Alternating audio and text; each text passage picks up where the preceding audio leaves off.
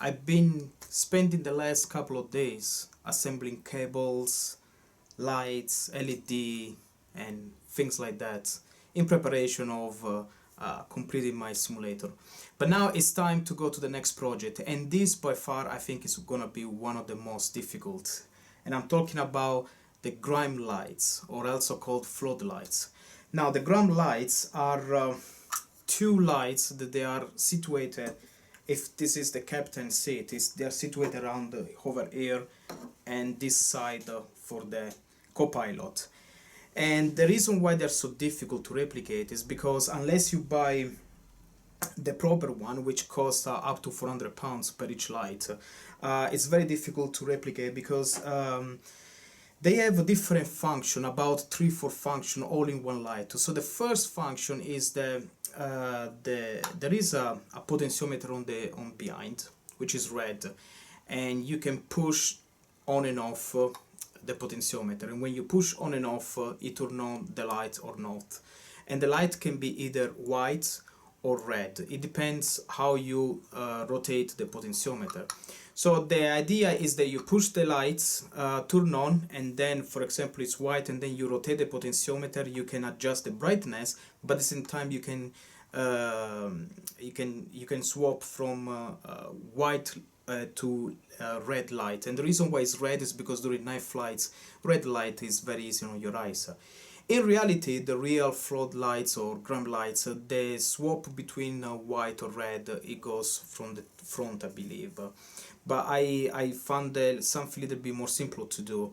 So my idea is I have 3D printed parts. My idea is to use one potentiometer, which can be connected to two different LED, one white and one will be red.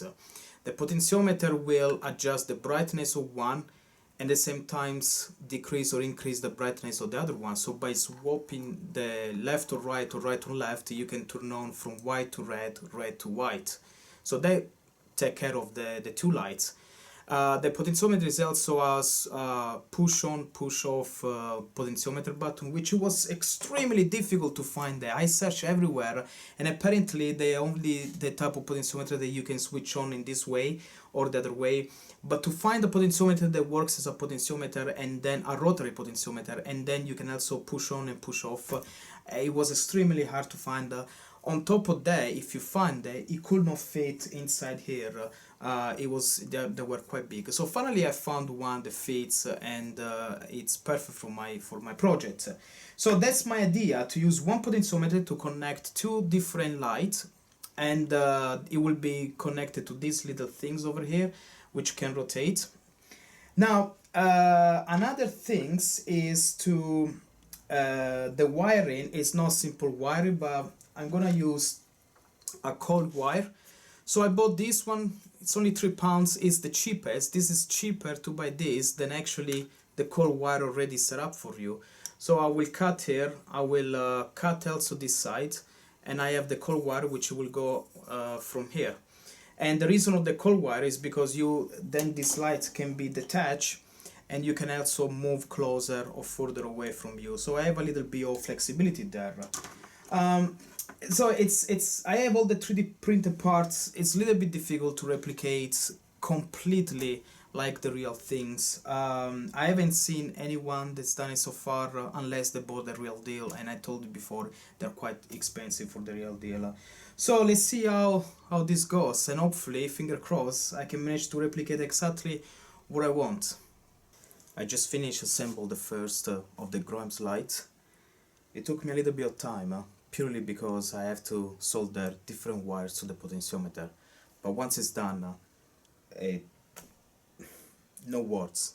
It works very good, and I think it does look like the exact replica of the real Grime Light of the Z37. Now I'll give you a little bit of tour. It's connected to the power, because I'm gonna show you how it works. There is obviously the white LED and the red LED to give me the two lights. We have here the knob for the potentiometer, and also you can switch. On top of that, this is completely removable. I use magnets for that. So this one will be installed directly to the cockpit, it's not gonna move. But there are two magnets here, very small, and I put two magnets over here, and then this one basically you can go, you can turn off, you can rotate and so forth, and when you finish you can just put it there, and it's all connected. So let's give it a try how everything works. Just wanna make sure that everything is not gonna touch. Alright, I think we can go.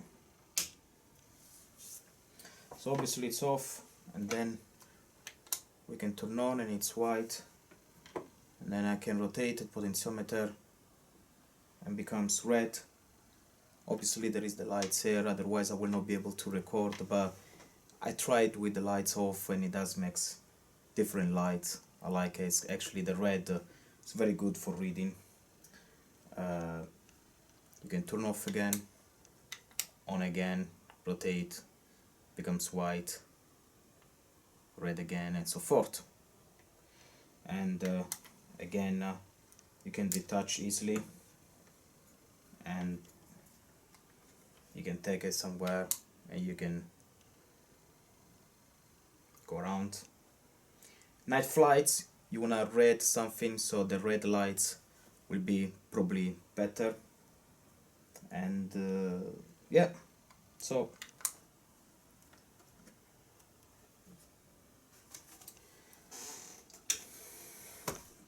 I just need to build the second one, and then these two Grime lights are history. I'm very happy because these are actually, I think, the most difficult lights to replicate, and I obviously I couldn't replicate the top one. The top one will allow to focus from a large lights, large beam, sorry, to a small point, small dot. There are ways to do it, but the time constraints and everything else, I don't think it's worth it, because probably I'll never use it. I'll just use the normal lights. I never don't know why I would need a light point for anything. So I'm happy as it is. Another one for the copilot, and these lights are also done. One more thing I like to show you is the progress I did on the map and chart panel light. If you remember on the previous episode I was talking about this. So I did all the connection. Now this, it looks very messy. It is safe, but it looks very messy, and of course I'm gonna make this nice cable management. I'm gonna put this under one big heat shrink. It's gonna cover everything, but I thought it was a good idea to show you exactly what I did before I cover everything. So first of all, there is the backlights. It gets to 12 volts, and I already got my backlights from the Captain main panel brightness. So this one will be the Captain connected to the Captain bright lights, and the map and chart light for the copilot first officer will be connected to the first officer bright lights. This is what happens in a real plane when you turn on your part of backlights brightness. This one is also connected, and so that's what I did, just like in the real plane. So the 12 volts will be connected, the cable is just plug in and it's done. Now, to get the power for the potentiometer, everything comes from this wire.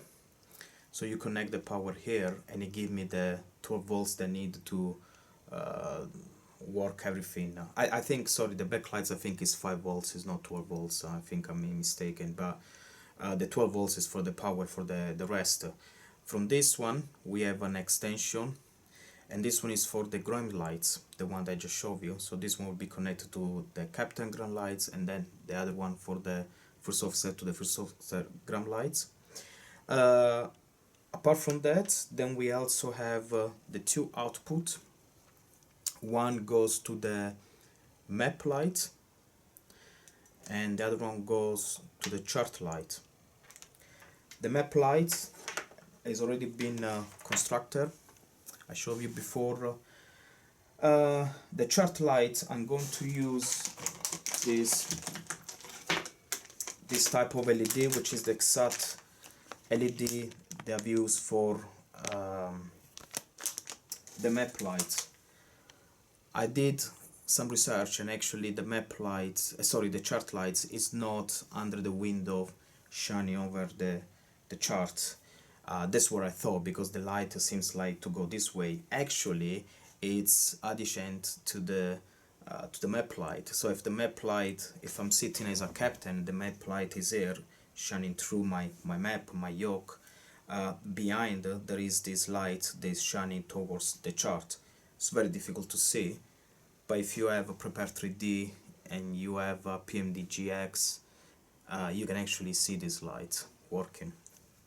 Now, I went to see my simulator, and actually, even though in real life the light is there, I'm still thinking to put my light on top of the window side. You're not gonna see it, it's just there hidden, but shine the lights through.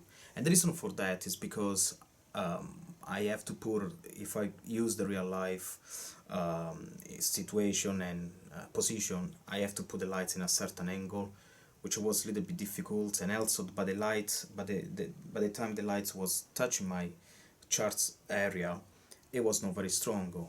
But if I put it right here, it goes quite straight and it's quite strong. So if you're not gonna see it, I don't really mind putting there the lights, and that's what I'm gonna do. I'm gonna put these lights nice and well hidden. It's not gonna be able to see. Still control from this knob here, and that will allow the lights to go straight to the chart. The result is gonna obviously the same. It's just that the position change. And that will conclude all the lights in the cockpit. Everything else has been already done. The CP lights, the dome lights, which I showed you in one of the episodes. There are also two other lights. They are connected to the CB lights. So on top of the CB lights, having the CB panel on the back lower side, there are also two lights situated here, which shine through the CB panel on the top side. And again, I use this simple LED, which works very good for me, 12 volts, and they do a fantastic job, just like in a real cockpit. So the cockpit will have a lot of lights at one point. So yeah, now that the lights are done, we can really see finally this overhead being installed. I'm gonna install all these lights, and then I'm gonna install the overhead, because I can really wait. It's been probably months since I've been saying about this overhead, but every time there was something to do, every time there was always something extra to do, and I cannot install the overhead until I install everything else. Otherwise it would be difficult, and that's the reason. So I think we get there finally. Okay, we're back downstairs in the simulator room. I have this one here with me. It's two pieces, and it goes like this. And what I'm gonna use this for, hold on, yes, what I'm gonna use this for is to connect my tablet to the aero simulator. There will be one for each side of the pilot. I'll show you exactly what I mean. So this one you can extend.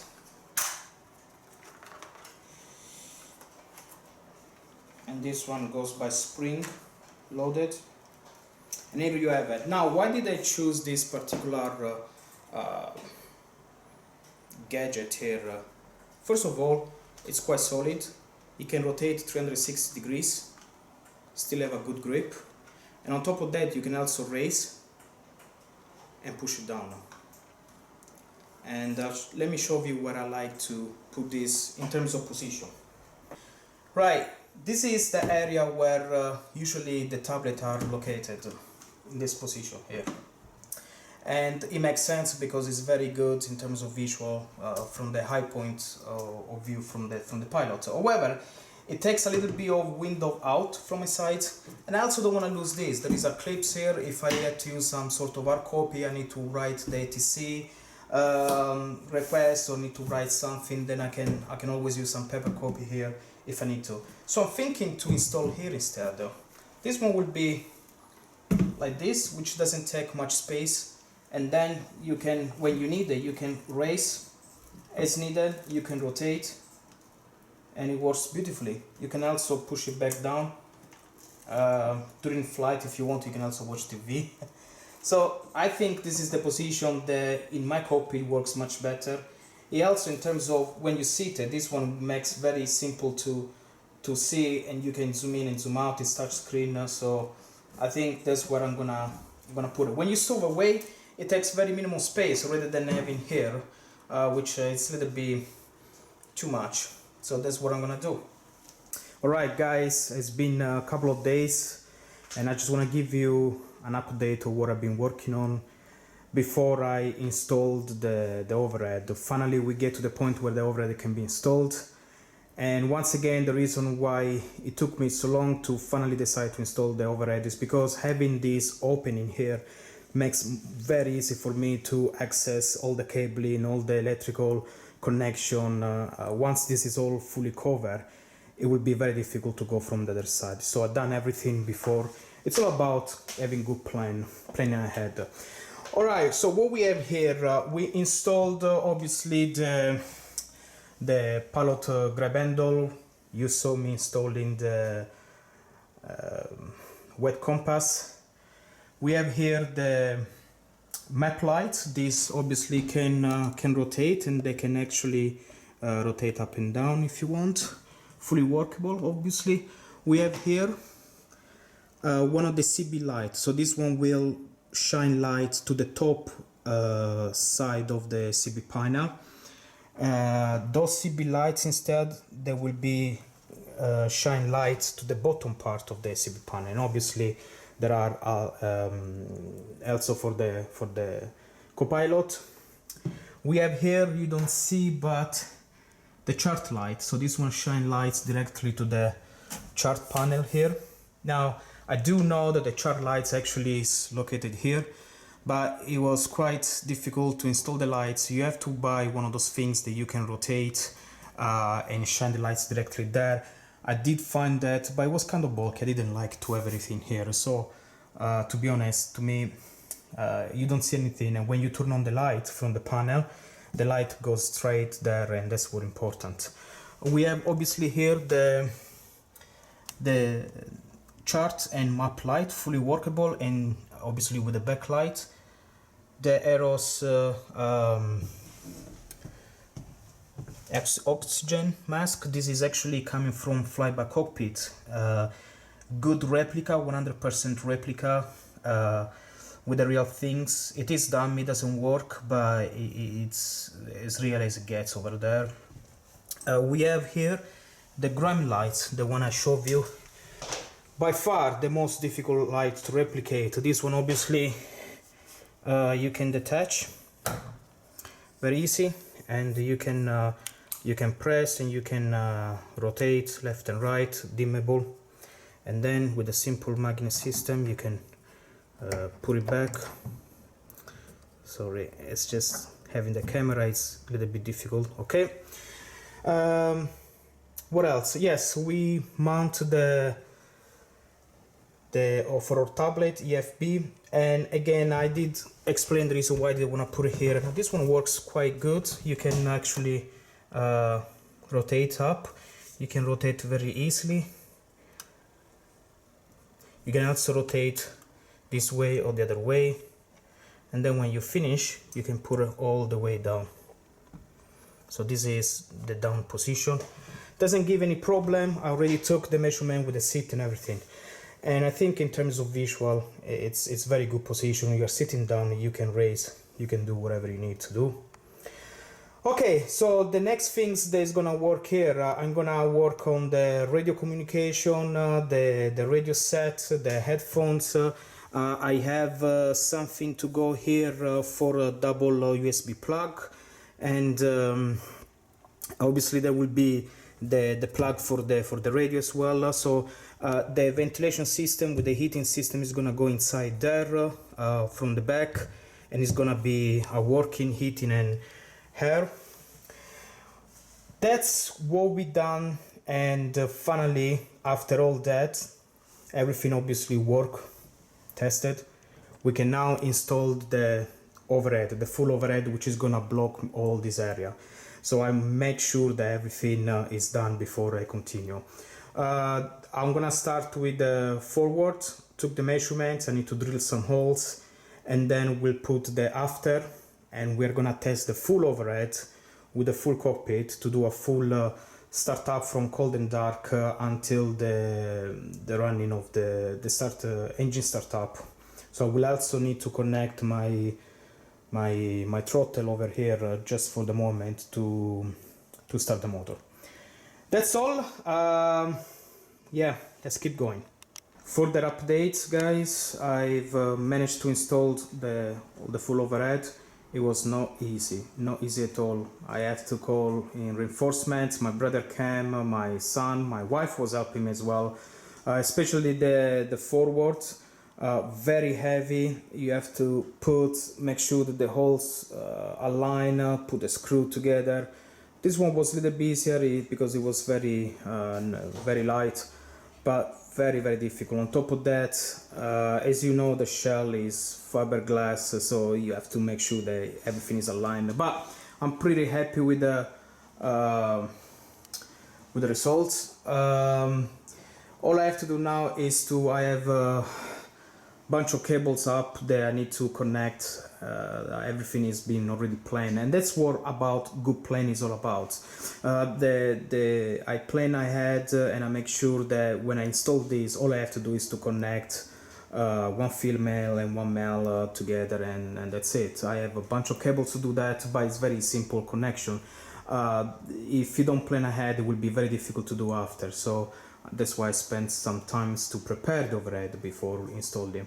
I also, you can see dust here because I cut some hole over there, one there and one there, because I'm gonna put the double USB, which will be useful for the pilots if they wanna charge the phone or anything else.